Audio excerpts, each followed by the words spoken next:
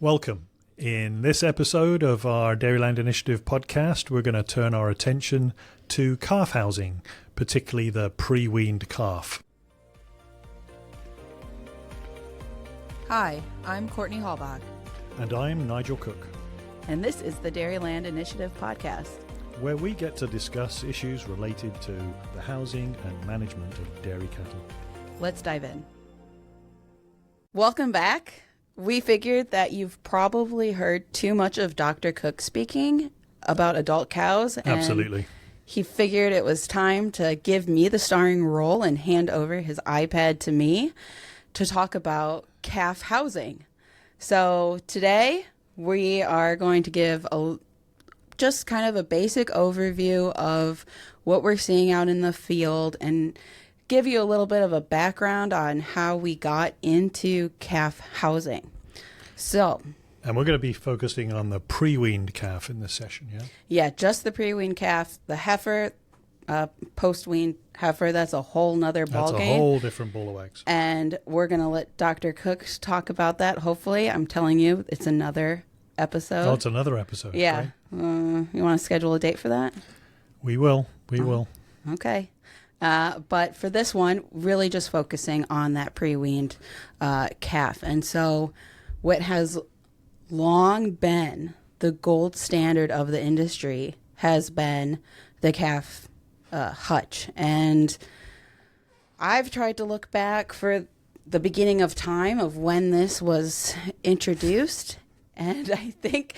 before your beginning of time? Before my beginning of time. Yeah. The earliest recollection anybody can find, and that was Dr. Jennifer Van Oss. She found a history booklet on UW Marshfield Station, and that was referencing the beginning of the calf hutch in the 1960s. Oh, wow. So was that before your time, Dr. Cook, or do we not go there? Yeah, just before. Yeah. Okay.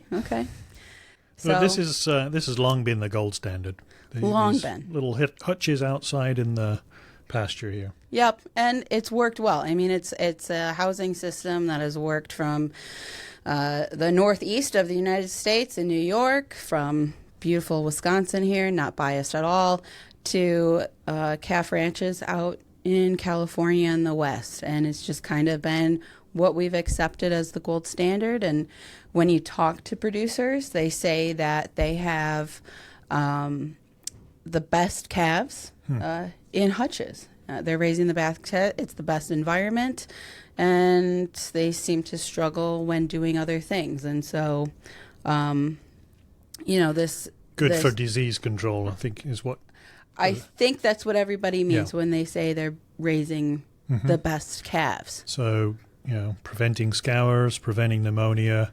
That's what this little sort of diagram is here, moving those hutches around so you don't get too much contamination in one place. Yeah, so one of the nice things about hutches is that it gives you flexibility. You're not stuck to one site. Maybe if you put concrete down and you have a concrete pad, then yes. But you have extra space to move it. And so the idea is, you fill a certain area with occupied hutches, and once calves are weaned, you have a separate area where the area can rest to help break that disease cycle. You have the sun as a natural disinfectant, and then as you allow that space to sit for about a week or maybe a little bit more, you start refilling with calves again, and you just keep rotating. So it just nice outdoors.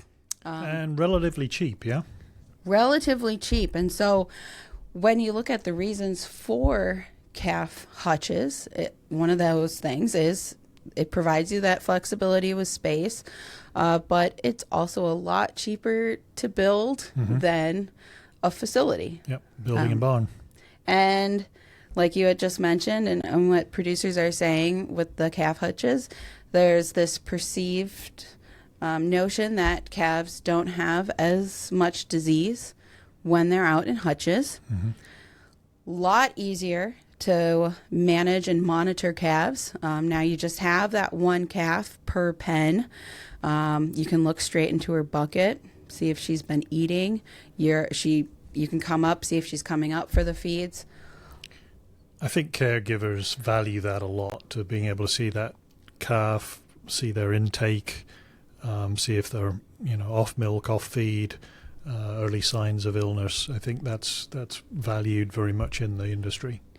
And when you have to give shots or do any routine care, it's much easier to constrain the animal. I know our colleague, Dr. Terry Olivet, with her lung ultrasound, it's much easier to go into a pen with one calf and constrain that calf versus trying to corral in a big group setting. So Sure. Just for routine care, much easier. And then when we put calves by themselves, we are also reducing those negative behaviors that none of us like to see, like cross-sucking. Navels, ears, everything you anything. can imagine. Yep. Now, you can argue that there are some reasons that we're seeing those negative behaviors when calves are put with other calves, mostly due to our feeding methods, both in quantity and how we are delivering that feed, whether it's buckets or nipples. So you could almost argue it's still there. It's just we're not seeing it because there's not another calf in the pen. Sure. There's got to be some cons here, though. Courtney. There are some cons. Obviously, the calves are raised in isolation, and when you look at all of the animals on the farm, the calf is the only animal we are raising in isolation. Everybody else is in a group scenario, and because of that, the research has shown that calves just aren't as smart. Calves raised individually aren't able to adapt to novel situations, such as switching pens from during the weaning period and later. So it kind of negatively impacts their cognitive development. Yep. Okay. And then we also see a difference in how we're feeding. When we go into a single pen, single hutch situation, we have more set feeding times, obviously, because we can't have somebody there 24/7 giving, versus that natural ad libitum feeding that you would see when a calf is with its dam. Yeah, often this is a chore done, first thing in the morning, in the evening, twice a day feeding, pretty common in hutch systems. Mm-hmm. And so one of the things that we've seen with hutches is that, it's outdoors and it's exposed to the extreme climates. So either it's really hot in the summer, which is becoming more of the norm these days, and then extreme cold in the winter. And so there's been this push recently, especially with our colleague, Dr. Jimena Laporta in Dairy Science, looking at the effects of heat stress on calves and how we can make improvements outdoors in the hutches. A couple of simple improvements have been raising the back of the calf hutch with a brick just to improve airflow into the pen. High tech. Very high tech. Got any bricks around? Let me check, see if there's any sitting in my basement. That's the kind of thing you'll find on a farm. Yeah.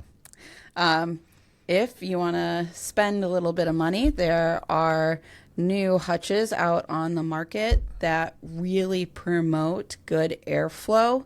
Aren't they going to escape through that hole in the back there? Well, this is actually that's the bedding retainer. There are some models that just allow you to prop open that back, but if you look closely, Dr. Cook, there's nice little air vents down below. Okay. Because I've been in those hutches in the summer, and they can be pretty hot in there. Steamy. It's almost like my sauna. Yeah. Now, let's not get into your sauna. Calves can go outside into their little pen, but then they don't have shade. So that's part of the issue. So trying to ventilate this space, bring fresh air and help cool, makes sense to me. That's an improvement to the sort of hutch system. Yeah. And you just mentioned shade. There's not one way to try and limit the amount of direct sunlight onto the hutch area is by doing some sort of shade cloth, whether it's a permanent structure that you are putting the hutches under, or maybe you're just draping a shade cloth over a series of hutches. But there are ways to just try and limit that direct sunlight and hopefully Yeah, I'm not minimizing. sure they'd still be there after the storms last week. Yeah, but, not last week here in Wisconsin. But it's an idea. It's an idea. And so we have those really extreme hot summers, and gets really hot and steamy for the calf in the hutch. Not great for the caregivers, but when we really start thinking about the caregivers is in the dead of winter. Yeah. So here in Wisconsin, we have extremes with hot summers and very that looks cold like winters. a good January day there, Courtney. No, yeah, we've got nice cloudy skies with limited light, so it makes it harder to see the calves during feeding. So 4 p.m. is when the sun goes down sometimes? I don't know. It seems like it's 3 o'clock some days. Yeah, some days. So not great. And then obviously, does it look like a lot of fun to be working outside with all this snow and ice? And I can only imagine what the temperature is. Yeah, and again, this is kind of linked to herd size. We used to have 50 cow herds, and you'd get through feeding 10 calves pretty quickly, so this wasn't such an issue. Now you've got a couple of hundred calves out there. You've got to have a caregiver out in the cold for several hours.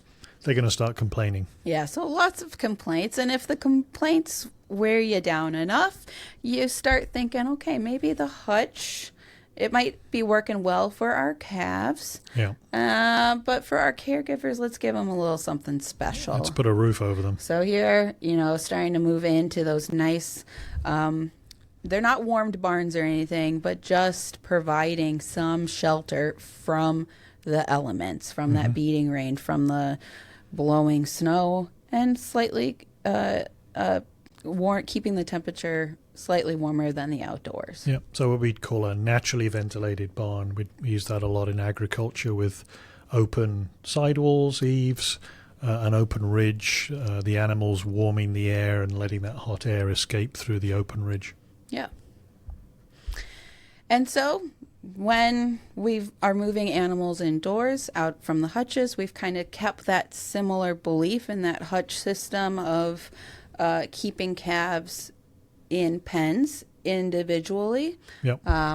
So not too much has changed there, but It made sense. Makes sense. It's farmers are used to that individual care. One calf, one bucket of milk, one bucket of starter. They're able to visualize animals that are off feed, but now you've just put a wall and a roof over the top of them. Exactly. One of the other reasons that people are going indoors have been to adjust the way they're housing calves and accommodating groups. And feeding them differently, yeah? Yes, and feeding them differently, using those automated feeders, which obviously can't be used outside in a hutch, but can indoors. However, it hasn't always been Well, it looks rosy. great, Courtney. It looks when you see a group of 15, 20 calves all just laid out in the straw there, that looks idyllic to me. It does, and there are some benefits with grouping calves, which we'll talk about later. But one of the issues we have seen when farmers are adopting with the automated feeders, they're putting a lot of calves per nipple to try and justify that cost. Yeah, I mean, they're expensive. So, if this were, a feeder to, 4 or 8 calves, that'd be one thing. But we're seeing 25, 30 calves on a single feeder all sharing a nipple, yeah? Mm-hmm. So not ideal situation, and there are some ways to try and mitigate those risk factors with group housing, and one of which are smaller group sizes. So it can be done, but there are some obstacles that would need to be overcome with good management. Well, I think the other issue is the airspace here. The airspace is definitely key. So in the hutch, you had that one calf, and it was just that calf's airspace. Yep. But now when we're bringing calves indoors, we're all of a sudden commingling calves within a shared airspace. So if the neighbor is sick and she's coughing up a storm, Yeah. There's a chance you're going to get it. There is a chance you're going to get it. Yeah. Yeah. So that is a huge issue for, dairymen bringing their calves inside. Yeah. And so how do we get around some of these obstacles with ventilating a shared airspace or living in that shared airspace? And it all starts with really good ventilation. Yep. And you're the queen of good ventilation, I love Courtney. calf barn ventilation. You love it. You're the new Ken Nordland. Well, I wouldn't say that. I was going to say I credit everything I know to Dr. Nordland. Well, I used to say to Ken, it's never a bad idea to bring fresh air into a calf barn. Never a bad idea. And I think that still rings true today. I've never seen a situation where outside air coming in has ever been detrimental to calves if the barn is designed right. So really focusing on design.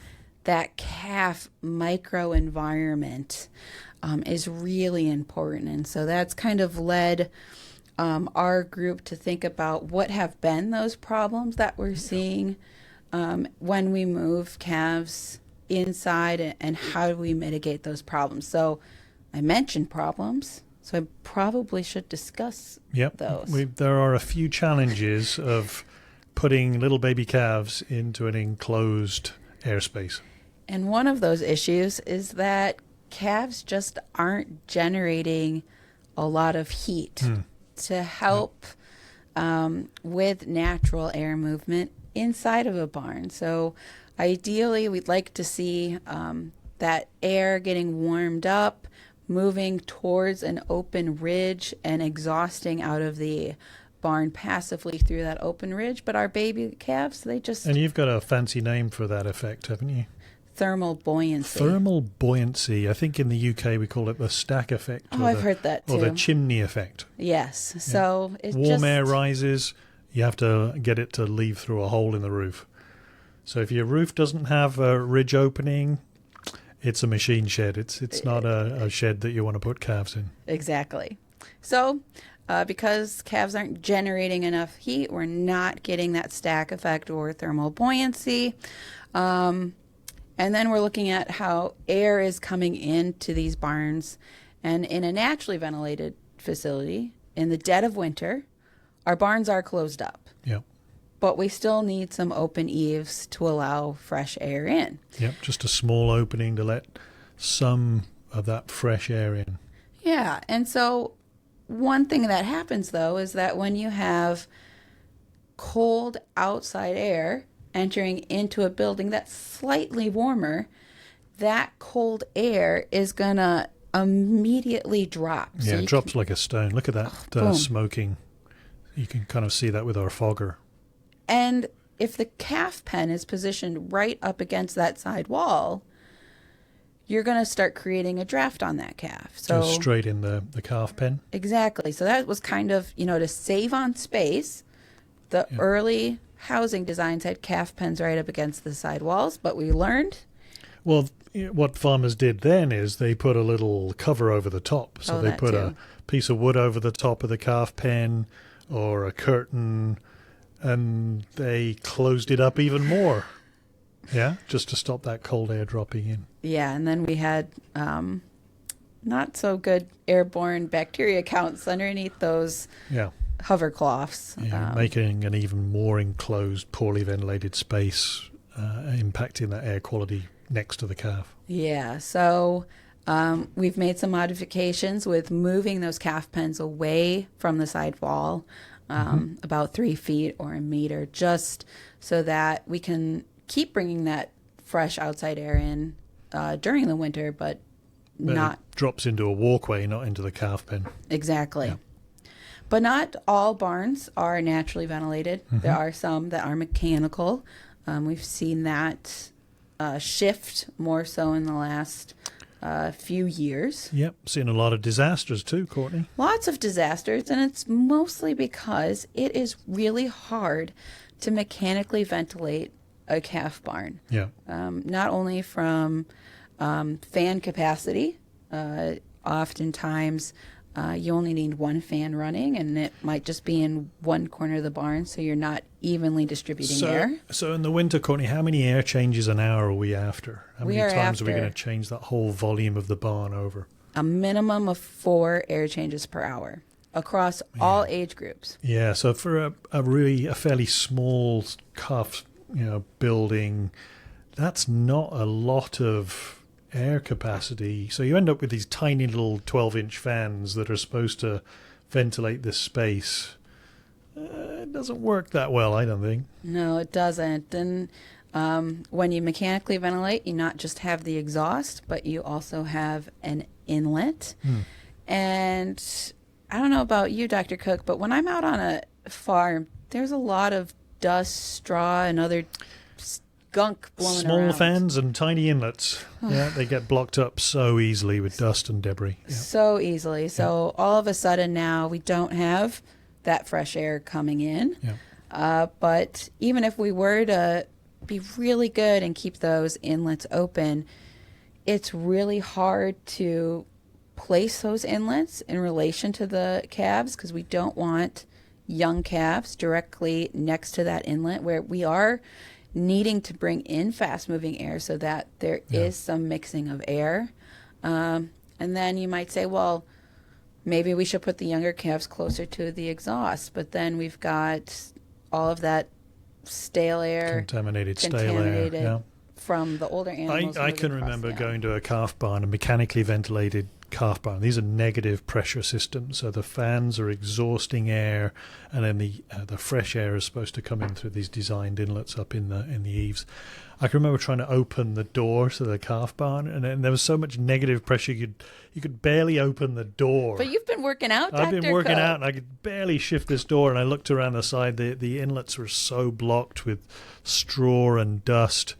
Half an hour later, when we cleaned all those things off, the thing was operating as it should, but it's hard to keep those mechanical systems working the way they're specified. And I have to say, it's been very difficult in the winter. I know there has been some success with these systems in the summer, but again, in a climate like Wisconsin, where we have both extremes, we need to make sure that that ventilation system works as well in the winter as it does in the summer. Yeah, they all work well in the summer. What are you ventilating, 25 air changes an hour? More than that, Dr. More? Cook. 40? Let's go up to 40. Man, I mean, then you're starting to use the full fan capacity. You've got your inlets wide open. Sidewalls are almost completely open on a lot of these barns. Yeah, that's not the challenge. The challenge is in the winter for these baby calves, yeah. So definitely room for improvement, and maybe that's future work for us to come up with a solution. Mm-hmm. But then the last problem that we see with calf housing is that there are quite a lot of barriers within the barn. So when you look at those individual pens, we know that we want to try and reduce that calf-to-calf contact. So we have solid barriers, pen dividers between calves. Yep. But it does impede airflow within that calf microenvironment. So we've kind of had to think outside of the box or outside of the pen to try and figure out how we're going to bring air into that calf microenvironment. And one of those solutions that Dr. Ken Nordland really pushed was supplementing naturally ventilated barns with positive pressure tube systems to help bring in air from above. Yeah, so now we're not trying to create a negative pressure exhaust system. You're using the fan to push fresh air into the barn, yeah? Yeah. And so what does that look like? Typically we see one tube for every 40 feet of barn width, and we have specially designed air jets so that they're directed into the calf pen from above and settle without creating a draft on the calf. And those fans are connected to the end wall, so they're not recirculating old stale air inside the barn. They're bringing fresh air in, yeah? Correct. So that's really key. It's all about bringing fresh air into the calf barn. And so I'd say almost all calf barns I've been in have a positive pressure tube now. It's all been driven by farmer testimonials. Yeah, crazy. I mean, they've been successful, partly because they're relatively cheap. They can be retrofitted into existing facilities pretty easily. You do that all the time, speccing out tubes for different barns, and they work. They work, and so they're not exactly a cure-all for all respiratory disease, but they are there as a preventative measure to create a nice airspace within our barn. And because it's positive pressure, you can open the doors, you can open the sidewalls when you need to. I love the directions Ken used to supply with these tube systems. It would read "turn on," and you just kind of just leave them on all the time. We've got calf barns that those fans have been running for 8 years. And it's great. It's really great to see. So that's easy to operate. Easy to operate. And moving forward, when we do talk about calf barn design, you're probably going to hear a lot about positive pressure tubes. Yeah, we're going to talk about tubes a fair bit, I suspect. And the other thing we've seen when we've moved indoors is we've kind of found this nice balance of narrow, long barns that have been designed to accommodate a certain group of calves, really trying to limit an age range, but and then multiple barns or air spaces so that we can all in, all out systems, yeah, all in, all out systems where you fill a barn or a space over a 2 to 3 week period, keep calves within that space throughout the duration of so if you've got a scour outbreak in one of these barns, it's confined to that barn. You get through it, you disinfect, you clean, and it stops the spread to the other calves, rather than building one big barn and putting lots of calves in where that could spread like wildfire. And you never really have downtime to break that disease. And because we have these narrower barns, it's much easier to naturally ventilate in the summer and get those increased air exchange rates. Granted, all other aspects of natural ventilation are in place with the high open sidewalls and plenty of space between But you've barns. always got that little tube running. That tube's it's still always running. giving you 4 air changes an hour year round. Exactly. And so as we were kind of talking about this episode, we were kind of thinking, okay, what has been the state of the industry with calf hutches and moving indoors to keeping kind of the similar aspects of the hutches with individual pens. And then we've learned from the large groups and seen that there have been some issues. So what's kind of that This is the compromise, happy isn't it? medium? And the compromise has been pair housing. And so early on, I had said, this lower disease incidence in these hutch systems. And that's kind of been that belief with the individual raising of calves. But research has been out there looking to see, are there any detrimental effects or negative effects when maybe not going from 1 to 15, 20 calves, but from 1 to 2 calves. 1 to 2, yeah. And the research out there has actually seen lots of positive effects on dry matter intake of starter grain, seeing increased average daily gain, or having a higher weight at weaning. And so the research has shown positive effects to no difference at all. And surprisingly, there's been no negative. And they get the cognitive development, and they're less scared of people and all those kinds of good things. And what's also really nice about this pair raising is that it's not too big of a shift from that individual system that farms are so used to. You just have to remove a divider between 2 pens inside of a barn or put a couple hutches together, and it's not too big of a change. I look at this as such a positive thing, and yet I expected a lot more farmers to adopt pair raising a lot more rapidly than I've seen over the last few years. It hasn't quite taken off. Yeah. I know I've been asked random questions of, where do you see the industry in 5, 10 years? And like you said, I would have Yeah, thought, I got this wrong. I thought we were going to see a lot more of this. So what are the challenges of this, Courtney? I would just, that mindset of calves thrive when they're raised individually.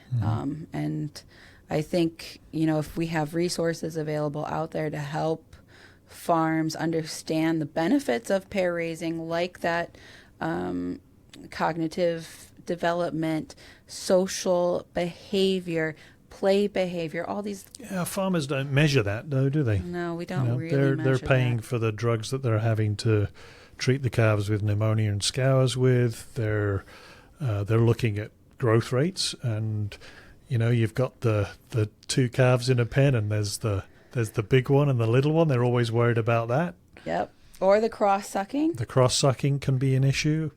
But our colleague, Dr. Jennifer Van Oss, she really listened to farmers' concerns, kind of evaluated what the current housing situation is, and with the help of other industry experts, put this guide together for pair raising calves. And so if you're ever stuck inside on a rainy day and curious about how to switch from individual to pair raising, I highly recommend Googling pair raising starter guide, and you'll come across this series from the Department of Animal It's a and helpful Dairy Sciences. roadmap. It is a helpful It's one of roadmap. these things that you don't just sort of leap into. You need to make a plan and kind of understand the pitfalls that can occur when you try to do this. Exactly.